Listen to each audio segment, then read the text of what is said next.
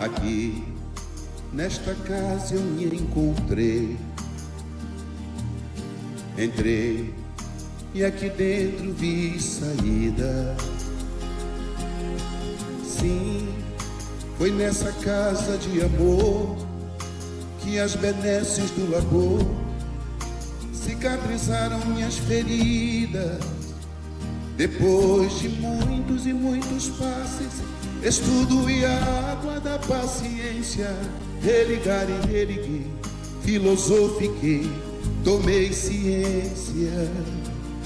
Aqui, nesta casa de oração, orei, pratiquei o Evangelho. Sim, foi nesse pouso espiritual que eu conheci a vida real. Rompi de vez com um homem velho. Depois de muitas e muitas preces, palestras e água da fé, religar e religuei. A casa, quando é santa, é posto de emergência, hospital de alma, dissipando dores, transcendentes traumas, frente de serviços que a todos levanta, pronto atendimento de Deus, oh Santa Casa Santa. Eu fiz amigos do peito, pessoas com quem posso contar. Atendimento fraterno, culto do Evangelho no lar. Sim, nessa oficina de Jesus, chorei cantando quanta luz, com as vibrações desse lugar. Depois de muitas e muitas quedas, me fortalecendo na fé, religar e religuei. A casa, quando é santa, é posto de emergência, hospital de alma, dissipando dores, transcendentes traumas, frente de serviços que a todos levanta, pronto atendimento de Deus, oh Santa Casa Santa. Por isso canto e dou graças a Deus, secando lágrimas nos olhos meus. Depois de muitas e muitas preces, palestras e água da fé, religar e religuei. Toda casa, quando é santa, é posto de emergência, hospital de alma, dissipando dores, transcendentes traumas, frente de serviços que a todos levanta, pronto atendimento de Deus, oh Santa Casa Santa.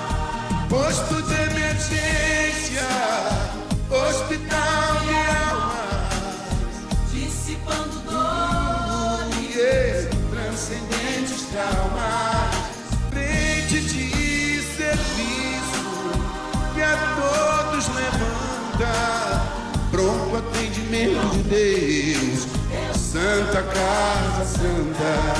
Frente de serviços que a todos levanta, pronto atendimento de Deus, Santa Casa Santa.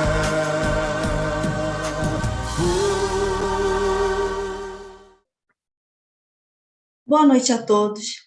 Que a paz do Mestre Jesus possa nos envolver na noite de hoje. Sejam todos muito bem-vindos a mais uma oportunidade que a gente está tendo de refletir junto, de crescer junto, porque é assim que tem que ser a nossa caminhada, né? Sempre unidos nos ensinamentos do Mestre, né? Procurando seguir os caminhos que o nosso Mestre traçou para nós. E para nossa harmonização da noite de hoje, nós vamos ler um capítulo do livro Caminho, Verdade e Vida, de Chico Xavier pelo Espírito Emmanuel. A lição é a 150, chamada Aguilhões. E ela começa com uma frase de Jesus, que está em Atos capítulo 9, versículo 5, que diz: duro é para ti recalcitrar contra o aguilhão.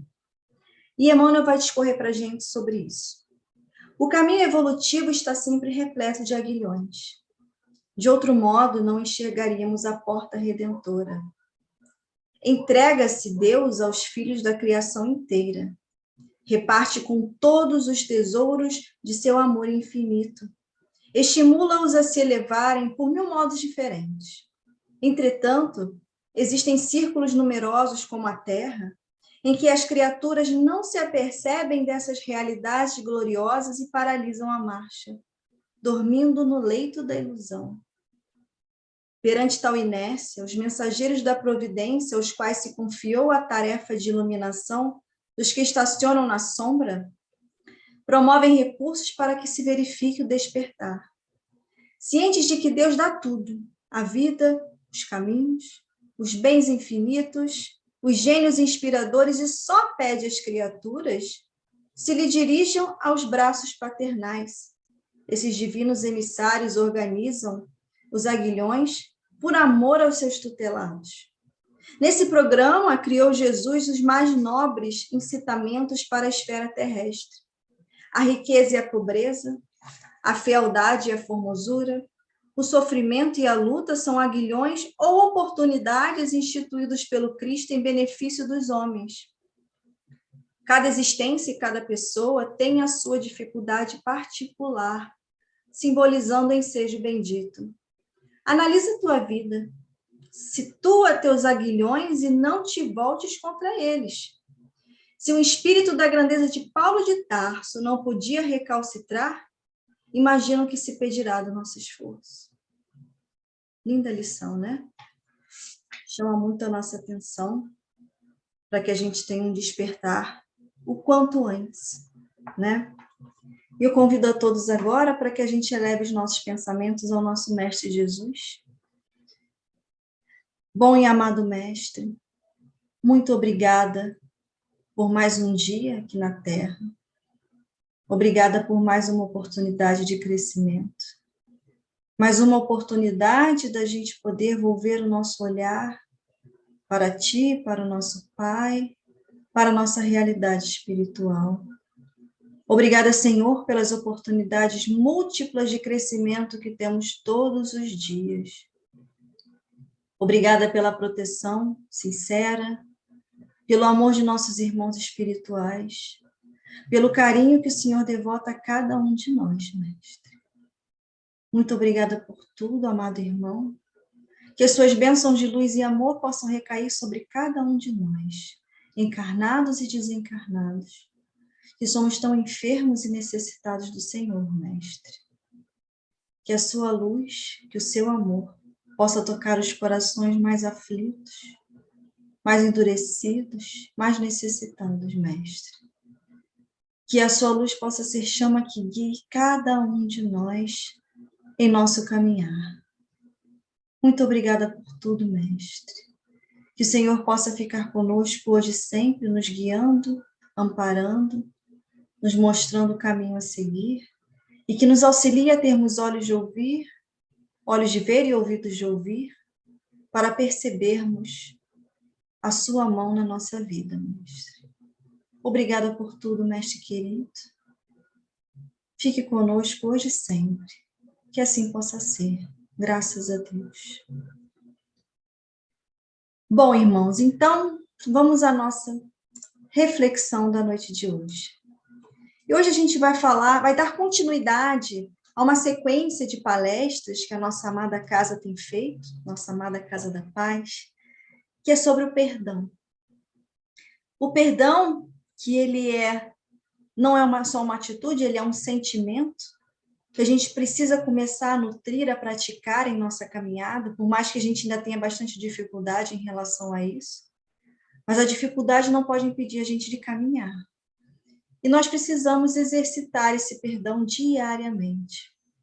E ele se direciona não só ao próximo, e muito, muito, muito importante que ele se direcione para nós. E nós sabemos que no nosso atual estágio evolutivo, a gente traz ainda muitas dificuldades espirituais. A gente ainda comete muitos equívocos. A gente comete boas escolhas, mas também muitos equívocos. E nós precisamos do perdão. Nós precisamos do perdão para poder limpar as mágoas, os ressentimentos em relação ao próximo. A gente precisa que o próximo tenha perdão para conosco, para com as nossas faltas. E nós precisamos ter o perdão para nós, conosco mesmo, para nós mesmos, né? E é sobre isso que a gente vai falar na noite de hoje, sobre o auto-perdão.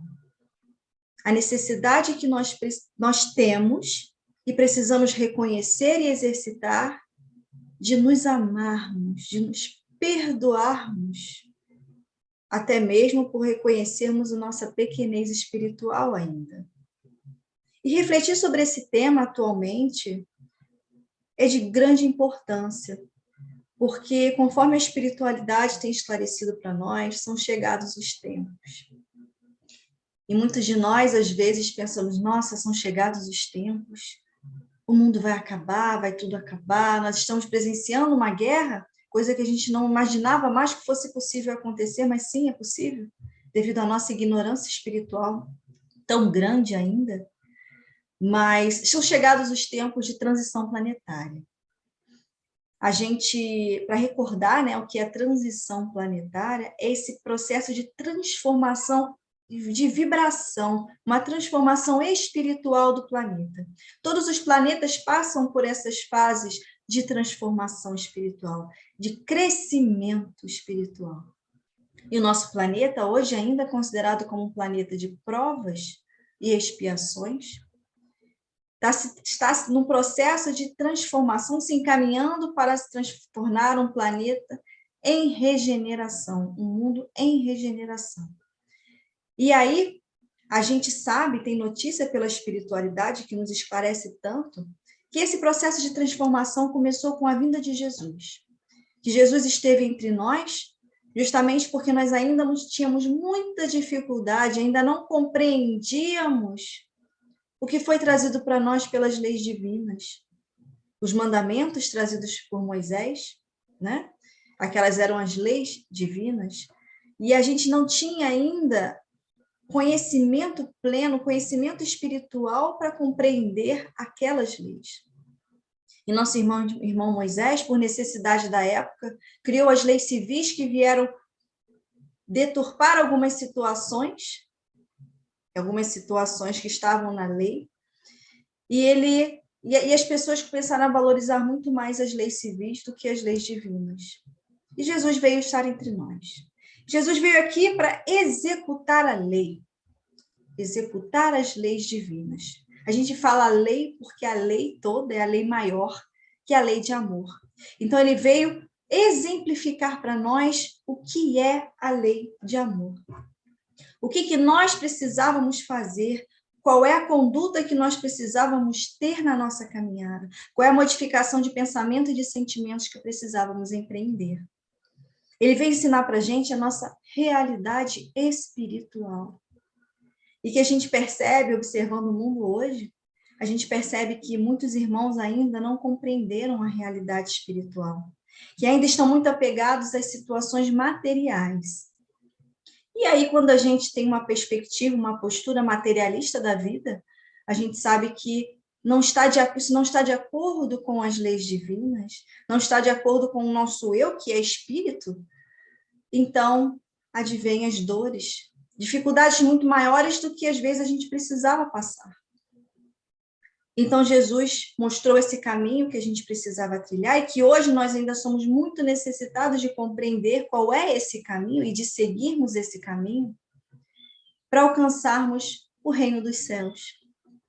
Que, como ele mesmo falou, o meu reino não é deste mundo. O reino dos céus não é conquistado através das coisas materiais. Não é conquistado através do dinheiro, né, das situações exteriores. O reino dos céus é um estado de espírito, é um estado nosso.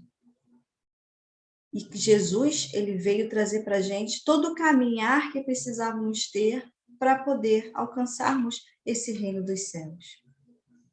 E a transição do mundo, portanto, ela é uma transição, uma transformação espiritual. E essa transformação espiritual, ela precisa ser feita por cada um de nós, porque ela obedece à chamada lei do progresso, que é uma lei divina, uma das leis divinas, né? Tudo progride, tudo necessariamente vai crescer, evoluir e se desenvolver para o bem, para melhor. Porém,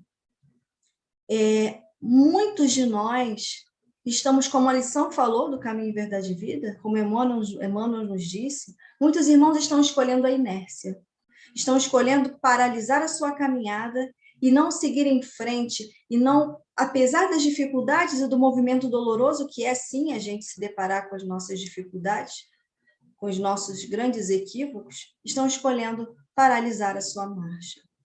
Mas a lei, ela não para, ela é irrevogável. O planeta vai desenvolver e vai passar para o estágio de regeneração, apesar de nós. Porque muitos irmãos já se deram conta dessa necessidade e estão lutando, estão lá se esforçando para modificar a sua vida, para crescer espiritualmente, moralmente, né? Mas muitos também ainda não despertaram para essa realidade espiritual que somos nós. E o mundo vai modificar. E cabe a nós decidirmos se nós queremos paralisar a marcha ou se nós desejamos modificar a nossa vibração, porque a modificação planetária é uma modificação energética, magnética, de vibração. Se a gente quer modificar, para que nos modificarmos para que tenhamos essa sintonia vibratória com o nosso planeta, que está crescendo. Então, nós precisamos fazer com que esse homem velho fique no passado e precisamos dar lugar para que o homem novo cresça. Esse homem renovado em suas atitudes, renovado em seus pensamentos, renovado energeticamente, fluidicamente. Justamente para que nós tenhamos a possibilidade, quem sabe, tomara, de numa próxima encarnação, voltarmos a estar aqui, nesse planeta lindo que Deus nos proporcionou. Cabe a nós fazermos a escolha, né? Então, esse processo de transformação, ele não é fácil. Em momento algum, Jesus disse para a gente que seria fácil. Ele disse que era necessário. E aí nós precisamos nos perguntar como que nós temos nos encaixado nesse processo. Será que eu estou alimentando em mim? Diante dessas situações todas do mundo que a gente tem observado, né? Que elas são pertinentes justamente à transição planetária. Ainda que elas sejam negativas, nada se perde na criação do Pai. Inclusive, as situações negativas, elas servem para nós como alertas, como luzes nos conduzindo àquilo que precisamos de verdade fazer. A gente observa o que não deve e o que deve fazer. E aí, eu estou assumindo diante disso uma perspectiva derrotista da vida, pessimista. Ah, tá tudo acabando, tá tudo errado, sabe? Esse mundo tá todo distorcido. Eu vou fazer tudo o que eu quiser mesmo, tudo que eu tenho vontade mesmo. Vou morrer mesmo, o mundo vai acabar. Então, né, eu vou curtir tudo que eu posso curtir. Grande equívoco de muitos irmãos, como temos observado. Essa é a perspectiva pessimista da vida. Ou será que nós estamos alimentando em nós? Ou será que nós começamos a despertar em nós essa convicção de que temos a necessidade de transformação moral, de transformação espiritual? É um questionamento que a gente precisa se fazer. Qual é a lente que eu estou usando para enxergar o mundo ao meu redor? E quando tudo aparentemente está em desarmonia, a gente está se deixando levar pelo turbilhão das paixões terrenas, ou nós estamos buscando nos harmonizar? E se harmonizar não é um processo fácil, porque ele requer que a gente mude velhos hábitos. A gente, infelizmente, até então a gente tem se deixado levar muito pela correria do dia a dia, da vida.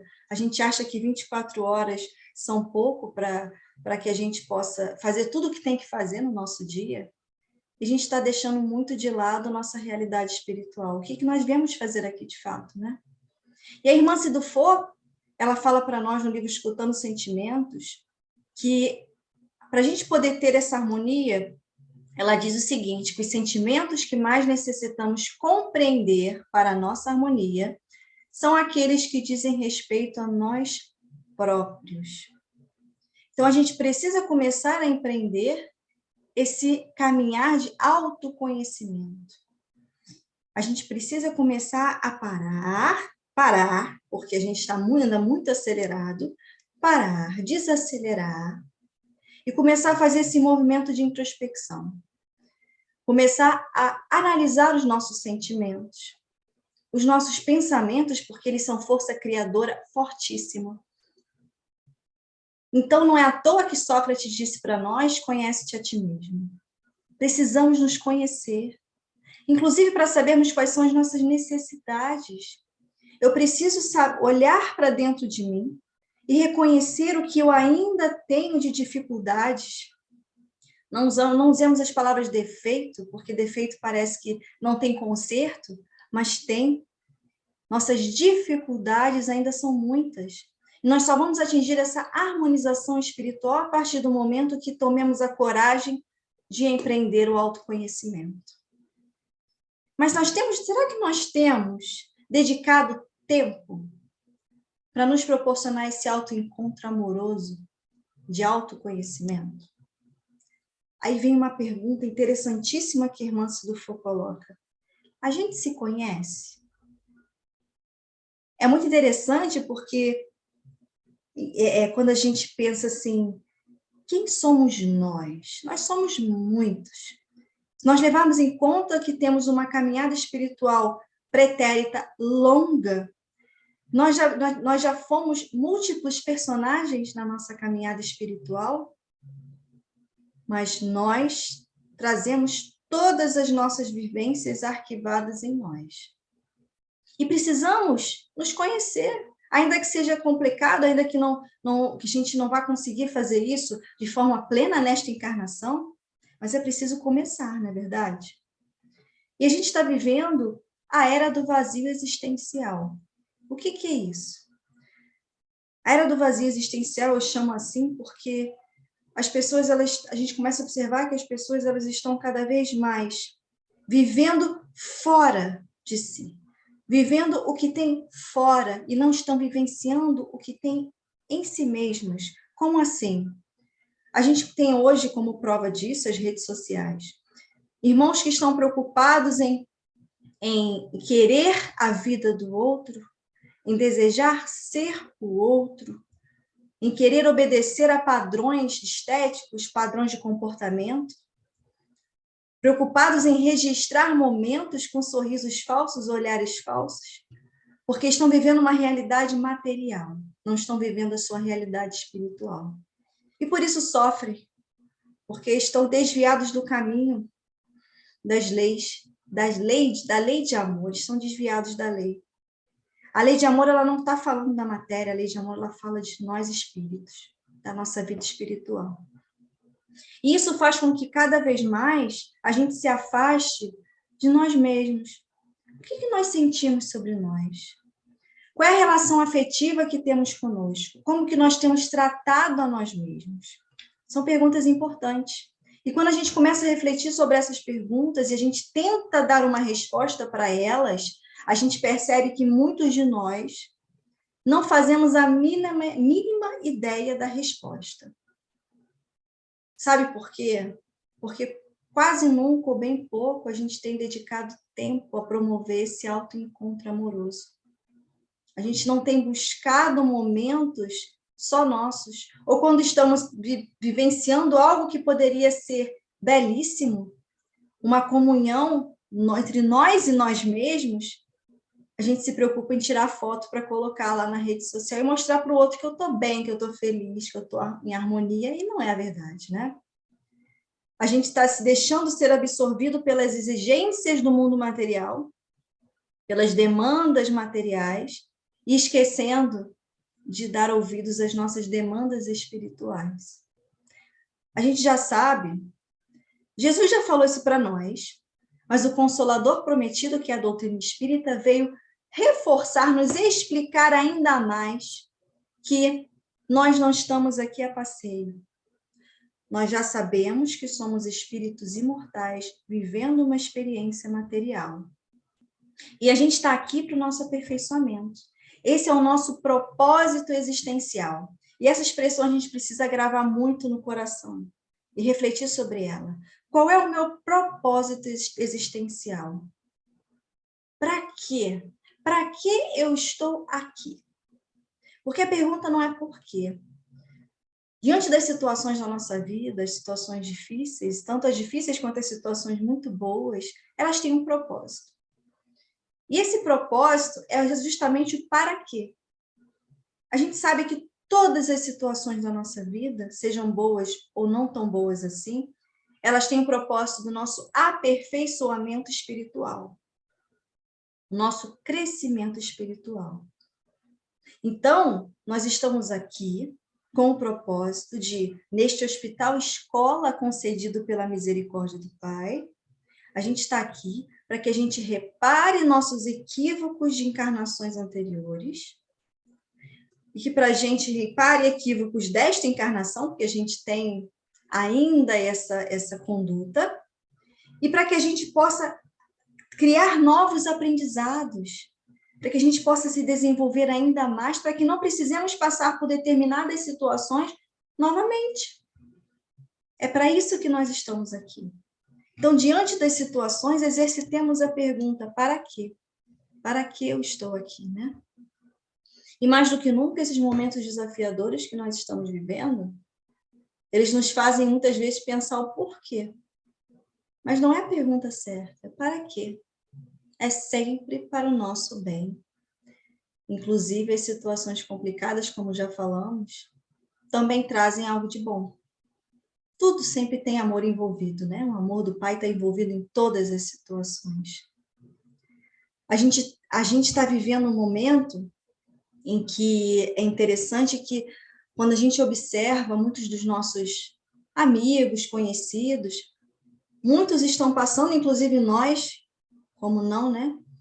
Por dificuldades no mundo dos sentimentos, né? Dificuldades emocionais, mentais. Isso porque a gente está se deparando com alguns sentimentos que até então a gente desconhecia. Por que isso? Porque nós temos um hábito, quem explica isso é Hamed, no livro Renovando Atitudes. Renovando Atitudes. Ele explica para a gente que muitas das situações que acontecem na nossa vida, muitos sentimentos, a gente faz questão de guardar numa caixinha secreta. A gente não quer lidar com eles. Aquilo me incomoda, eu quero me livrar disso. E a gente guarda numa caixinha secreta lá no nosso subconsciente, e outros ficam no nosso inconsciente, porque a gente, muitas das vezes, nem se dá o trabalho de analisar determinadas situações e sentimentos, e eles são diretamente armazenados. Mas eles estão ali, porque eles não estão aqui por acaso, eles não aconteceram por acaso, mas estão guardadinhos em nós. Mas chega um momento em que eles precisam ser trabalhados, eles precisam ter um olhar atencioso nosso, precisam ser cuidados. E por isso que esses sentimentos estão vindo à tona, porque nós estamos nesse momento grave de transição planetária. O tempo urge, e as transformações espirituais precisam ser empreendidas para ontem. E aí os sentimentos, eles estão emergindo, eles estão surgindo, e nós muitas vezes não sabemos por quê, não conseguimos entender quando, mas a gente tem começa a sentir algumas coisas diferentes. E essas coisas diferentes são os nossos medos que foram armazenados, inseguranças, angústias, insatisfações, culpas, entre tantas outras situações. Só que eles precisam emergir, eles precisam vir à tona para que a gente possa trabalhá-los. E é claro que tudo todo esse processo, a gente não está só nunca, né? A gente tem um mentor espiritual maravilhoso, a gente tem tantos irmãos espirituais que nos cercam, nos amparando o tempo todo. Eles nos auxiliam até mesmo para que esses sentimentos, essas situações não venham todos de uma vez só. São colocadas situações na nossa vida para que cada um deles venha à tona, para que a gente, olha, isso está diferente, eu nunca senti isso. Por que será que eu estou com esse medo? Por que será que eu trago essa culpa? É para isso. Então, as situações vêm aos poucos, com muito amor. Tudo na criação é amor. As coisas vêm com amor para que a gente tenha a oportunidade de despertamento, de transformação. Isso mostra para a gente o quê? Que nós ainda não estamos em harmonia espiritual conosco mesmos. E a gente precisa empreender essa viagem de autoconhecimento rapidamente. Quanto antes começar. Não é uma viagem rápida, mas ela precisa ter o seu começo, né? E basta que a gente lembre do mandamento maior trazido pelo nosso Mestre Jesus. Ele foi receitado pelo nosso médico dos médicos, né? Médico das almas. E ele disse para a gente o seguinte, eu vou ler aqui, ó, está em Mateus, no capítulo 22. Amarás ao Senhor teu Deus de todo o teu coração, de toda a tua alma e de todo o teu entendimento, e ao seu próximo como a ti mesmo. Como a ti mesmo. E aí Jesus, quando a gente para analisar com muito carinho o que Jesus falou para nós, ele já estava deixando claro que a relação afetiva que eu tenho comigo mesmo determina qual é a postura que eu vou ter diante da vida, perante o meu próximo e a mim mesmo, sempre, né? Essa relação afetiva em relação, de mim para comigo mesmo, ela determina qual é a minha relação com o mundo que me cerca, incluindo tudo que faz parte dele, né? E aí, a gente percebe que muitas das vezes a gente se preocupa em agradar o outro, se preocupa em agradar familiares, amigos, nossos afetos, de uma forma geral. Mas no momento da nossa intimidade profunda, no momento da gente estar só conosco mesmo, a gente evita resolver essas gavetas mentais. A gente evita lidar conosco mesmo. É muito estranho isso, né? A gente faz isso à beça. E a gente faz isso muito por medo. A gente tem medo de ver que a gente ainda é muito falho. A gente tem medo de ver que ainda temos muitas dificuldades, que carregamos uma bagagem de bastantes equívocos, bastantes escolhas complicadas. E a gente não quer olhar para isso. A gente quer se dedicar ao que está fora, a quem está fora. É claro que isso é importante, se dedicar ao familiar, ao amigo, mas, poxa, como que eu vou dar o melhor de mim se eu não proporciono bem para mim mesmo? Se eu não estou tendo um carinho, um afeto, uma dedicação ao meu eu mais profundo, a me conhecer, a me amar mais. Isso é muito complicado. Então, a gente ainda traz muita imperfeição, a gente ainda traz posturas muito equivocadas em relação a nós mesmos. E a gente reflete essas posturas que temos para conosco no próximo também. E o Hamed fala para a gente que o mais interessante disso tudo é que a gente se recusa a promover esse encontro amoroso para que a gente evolua, certo? Porque o propósito disso é a gente evoluir. Mas a gente é o primeiro a se julgar. A gente é o primeiro a apontar duramente os nossos equívocos.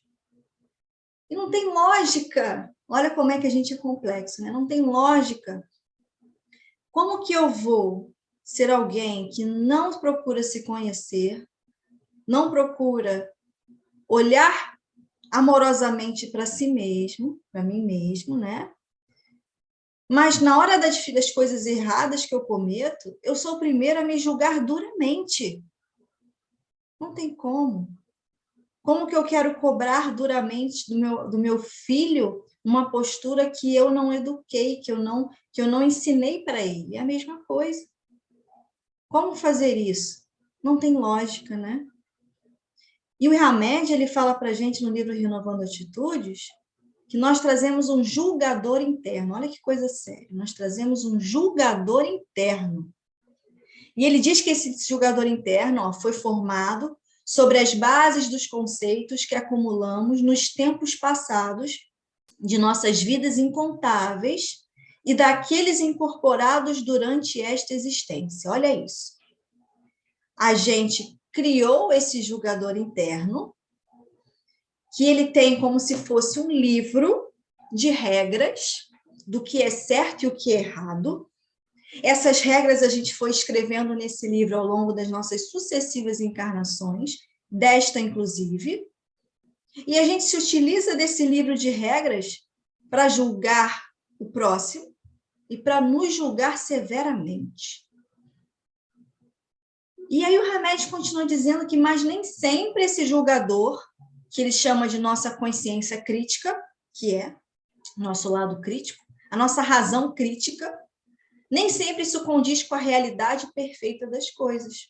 Sim, porque se esse livro de regras, de condutas, ele foi criado a partir das nossas sucessivas encarnações, essas condutas elas foram absorvidas também a partir de conceitos de outros.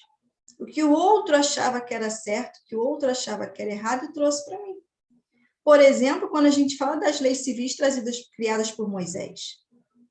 Quantos irmãos, inclusive até hoje, utilizam-se daquelas regras para estabelecer a sua conduta, para julgar o outro e julgar a si mesmo.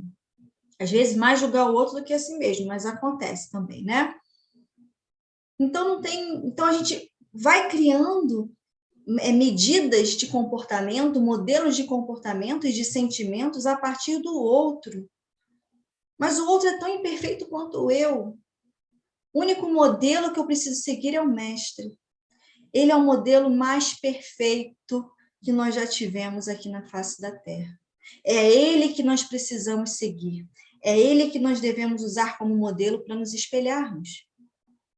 Mas, como nós já construímos essa base de conceitos através dos tempos, é preciso que nós comecemos a reanalisar e ressignificar esses conceitos.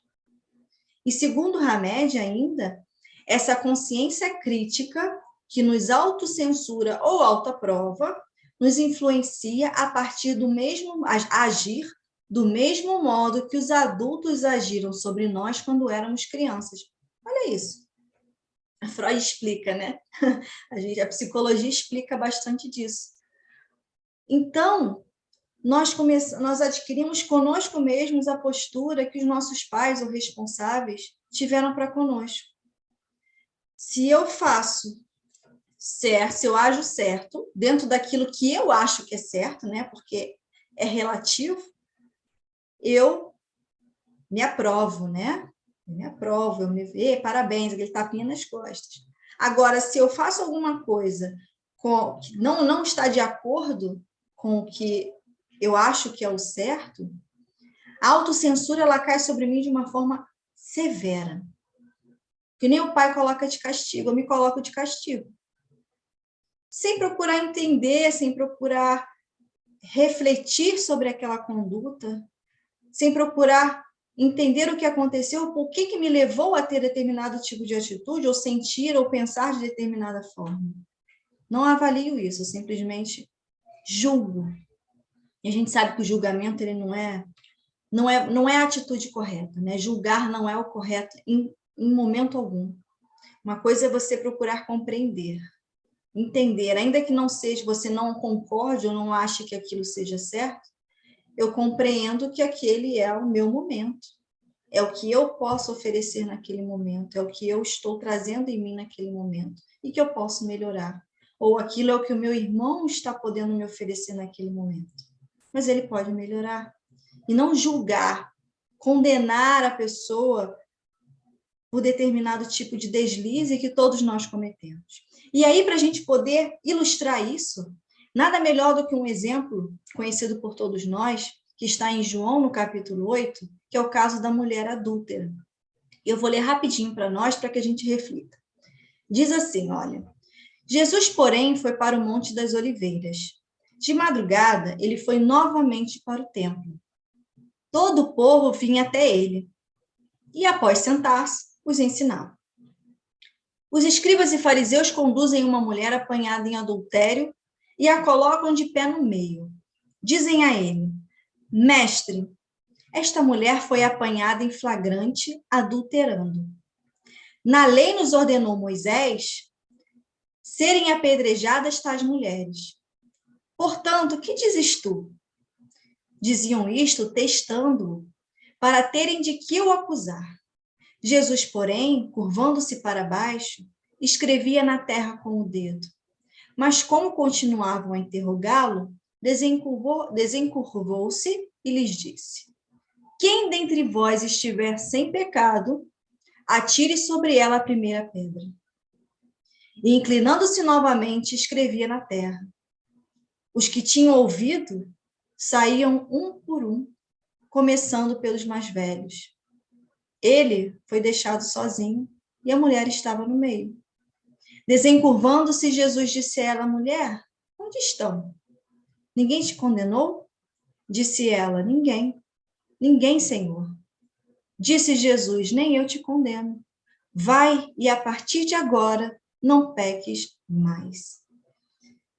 É uma belíssima história, curtinha, da passagem de Jesus sobre a terra, mas que tem tanto a nos ensinar e nos fazer refletir sobre nós mesmos. Então, a gente observando essa passagem com bastante cuidado, a gente percebe que a moça cometeu o equívoco do adultério, segundo a Escritura, né?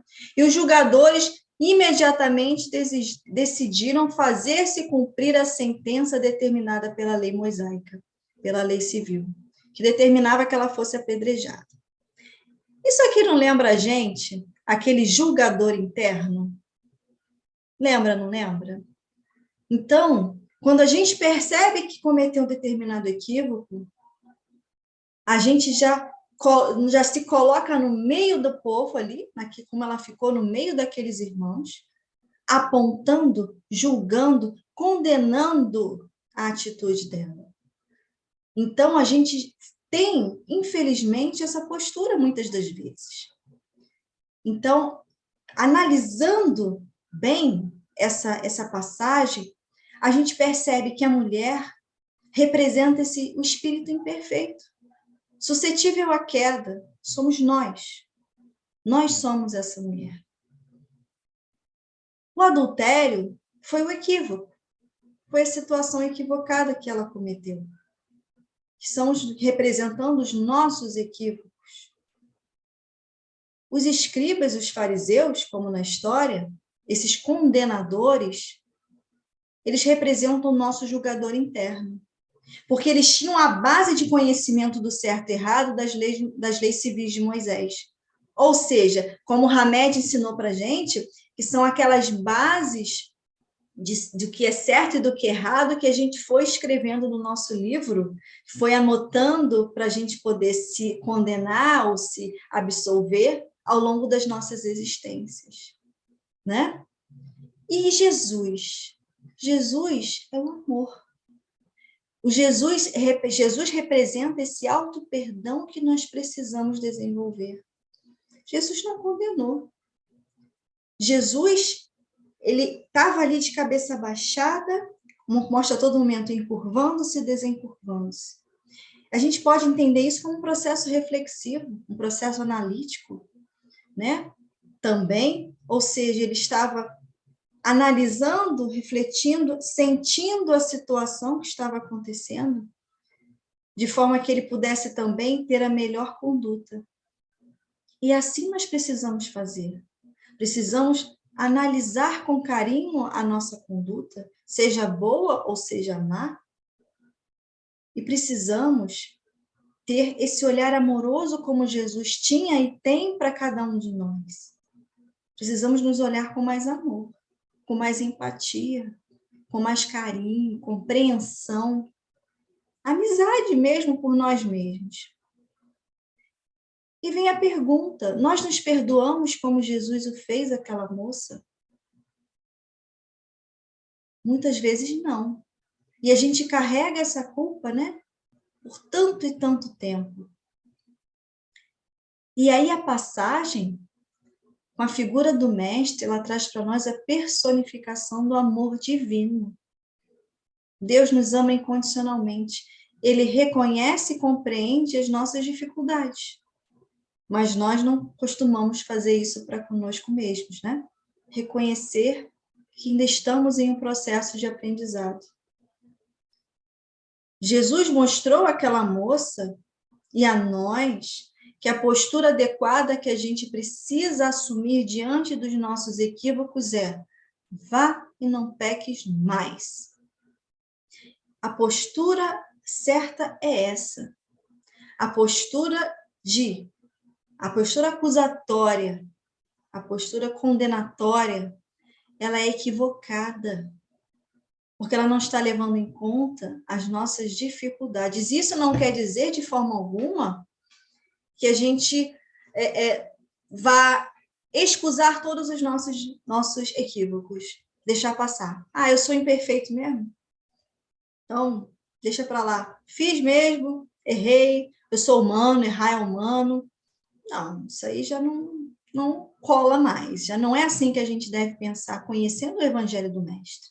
A postura é para que a gente reconheça o equívoco e se esforce para modificar essa postura, essa conduta, para que a gente não repita o mesmo erro. Essa é a conduta. E essa conduta, ela é amorosa. É uma postura amorosa. Jesus ensina para nós que a gente tem que ter uma postura de autorresponsabilidade, entendendo que sim, eu cometi um erro, ele está ali, eu fiz, mas eu posso me transformar daqui para frente para que eu não faça de novo a mesma coisa. É isso que Jesus está ensinando para a gente nessa passagem, e com toda a caminhada dele sobre a terra, né? Não deve haver autocondenação, gente. A gente não deve se condenar diante dos equívocos. A gente precisa começar a promover o nosso autoconhecimento, até porque quando a gente se conhece, em determinadas situações, a gente já sabe, consegue sentir lá no fundo o que a gente está com vontade de fazer. E a gente, sai de perto, muda de pensamento, faz uma oração, que a oração é muito importante para a gente poder se harmonizar nos momentos de desarmonia exterior. Então, a gente precisa começar a se conhecer, até para evitar os equívocos. Olha que maravilha. A gente pode evitar antes que eles aconteçam, desde que a gente saiba o que mexe mais com a gente, o que mexe menos, o que a gente precisa trabalhar. A gente precisa reexaminar as nossas convicções mais profundas, essas bases que o Hamed ensinou para a gente. Essas leis aí, essas ordenações que a gente escreveu naquele livro tão equivocado, sabe? A gente precisa rever isso, passar uma borracha em muitas coisas, algumas estão corretas, outras não estão corretas. A gente precisa reexaminar as nossas convicções profundas, como diz Hamed, sobre a natureza do nosso próprio ser. E Hamed nos chama a atenção de que uma das grandes fontes de autoagressão, segundo ele, vem da busca apressada da perfeição absoluta, como se a gente tivesse que ser Deus de uma hora para outra. Interessante, né? Que a gente precisa ter muito cuidado, né? Porque conhecendo a doutrina espírita, que ela traz para nós toda uma explicação sobre nós mesmos, sobre a conduta que precisamos ter, a gente não pode usar isso como uma ferramenta de autopunição. A gente precisa utilizar isso como uma ferramenta de correção, correção, de autoeducação, um processo autoeducativo. A gente não pode utilizar isso como uma ferramenta de cobrança excessiva. A cobrança é necessária, mas tem que ser amorosa, não condenatória, né? E aí a gente sabe que o próprio Kardec disse para a gente, lá no Evangelho, disse: reconhece-se o verdadeiro espírita pela sua transformação moral e pelos esforços que empreende para dominar as suas más inclinações, né? Esforço. A gente não vai virar espírito puro do dia para a noite, do ano para o outro. Ai, porque eu estou na casa espírita há 20 anos. Eu já sou uma pessoa renovada, né? Que eu não... Aquela falsa ideia de pureza, né? Que muitos irmãos até tentam passar, mas que a gente sabe que não é isso. A gente melhora muito, nossa, quando a gente aproveita a oportunidade do estudo, do conhecimento para se modificar, nossa, a gente cresce muita coisa, a gente muda muita coisa, mas ainda tem muita coisa para ser modificada. Então, é preciso que a gente reflita para que a gente use os conhecimentos que estão chegando até nós diariamente para a gente modificar nossa caminhada. Isso demanda esforço, coragem, força de vontade, né? A vontade é uma palavrinha aí importantíssima durante esse processo de autoconhecimento e autotransformação, né? E quando a gente não se aceita como a gente é, isso faz com que a gente comece a criar uma desestima por nós próprios. O que é totalmente contrário à lei de amor, totalmente contrário. A gente fica se culpando eternamente, se condenando eternamente pelos nossos equívocos. Puxa vida, não é assim que funciona, a gente não é perfeito. Eu cometi um equívoco, vou tentar repará-lo da melhor forma possível. Vou fazer todos os meus esforços para que eu repare aquele meu equívoco. E se assim eu não conseguir, que eu faça os meus esforços para que eu não repita. É assim que acontece, né? E a Joana de Ângeles, ela traz uma reflexão muito importante, que ela diz o seguinte, que em muitos casos a culpa não emerge de maneira consciente, ou seja, todos cometemos erros de maior ou menor gravidade, e alguns deles são arquivados no inconsciente antes mesmo de passarem por uma análise de profundidade em torno dos males produzidos, seja para a própria pessoa ou para outros. E aí, é interessante isso que ela fala, que às vezes a gente faz algo de equivocado e não se dá conta, mas aquilo fica arquivado. Ela falou que a gente arquiva direto no nosso inconsciente sem que aquilo passe pelo crivo da análise do que é certo e o que é errado. A gente já armazena automaticamente. Só que ela diz também que mais cedo ou mais tarde esses conflitos eles são liberados. E a gente não está falando só dessa encarnação, a gente está falando de todas elas. Esses conflitos eles são liberados. E aí ela fala que geram efeitos como isolamento, depressão, tristeza crônica, desinteresse pela vida.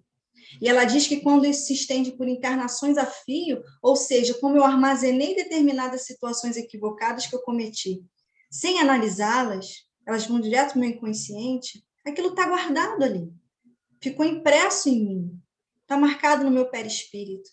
Porque sou eu, é a conduta que eu tive, né? Ela diz que quando isso se estende, que a gente não analisa, não faz esse processo de autoanálise, de autoconhecimento, para reconhecer determinadas dificuldades e começar a transformá-las, ela diz que traz outros tipos de consequências, como algumas doenças congênitas, alguns casos de câncer, depressão, esqueci como se chama, um tipo de depressão que a pessoa não consegue achar causa, né?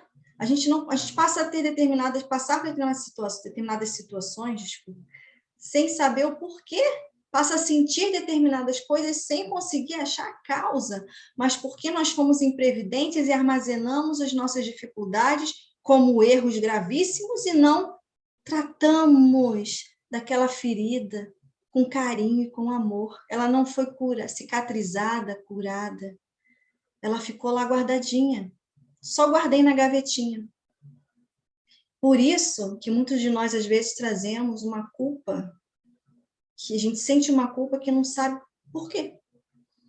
Faz análise, conversa sobre isso com o terapeuta, e é uma culpa que a pessoa não sabe por que ela está se sentindo culpada, que ela sente que não merece ser feliz, não merece crescer, não merece o amor que recebe. Isso tudo é o nosso julgador interno. E a gente leva essa culpa por encarnações a fio, infelizmente. Mas isso vai mudar a partir de agora, porque a gente já está analisando e vendo a importância de se conhecer. E aí, como nós podemos nos libertar dessa culpa, desse remorso que a gente guarda em nós? Joana de Ângeles nos responde, através da terapia moral pelo auto-perdão. E ela diz que o auto-perdão é essencial para uma existência emocional tranquila. E nos diz ainda que, seja qual for a gravidade do nosso equívoco, é possível repará-lo quando se está disposto a fazê-lo, recobrando o bom humor e a alegria de viver. Terapia moral pelo auto-perdão. E a gente pode repará-lo quando está disposto a fazer isso. Reparar primeiro no nosso coração. Porque a gente sabe que a lei de causa e efeito, ela é certeira, irrevogável. A gente vai reparar isso com o irmão que a gente pode ter prejudicado. Mas eu preciso primeiro reparar aqui dentro. Trabalhando meu sentimento de aprendiz, reconhecendo que eu sou ainda aprendiz da vida em crescimento. Aí, irmã Sudufo ensina pra gente assim, quando você sentir culpa, pergunta o seguinte, culpa, o que você quer me mostrar a respeito do meu erro? O que eu preciso mudar na forma de pensar? Que crença eu preciso reciclar a respeito do meu ato? Não é sentir a culpa e alimentá-la. É conversar com ela. O que ela está mostrando para mim? Para que ela está aqui? Qual é que propósito ela vai servir para mim? Servir na minha vida. Para a gente poder ressignificar isso. E Deus nos perdoa sempre, irmãos. Deus nos perdoa sempre, sempre. Jesus nos perdoa sempre.